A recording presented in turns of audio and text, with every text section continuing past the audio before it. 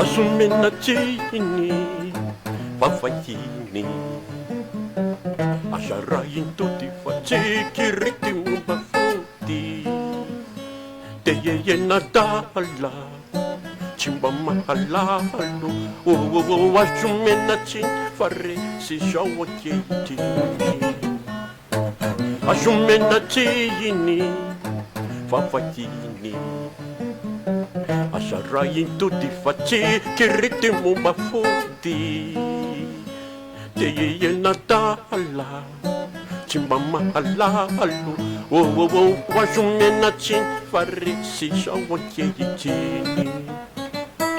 Ranang pusikyo, vanisi panditjani lalaku. Tenaleku, nyo patverana no diavyo.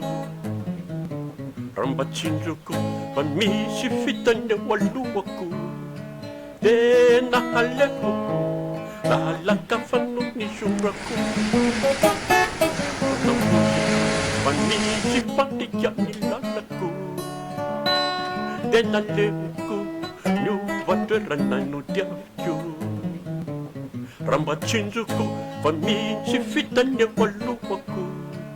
Tenahaleku, lalakafanu ni shuraku.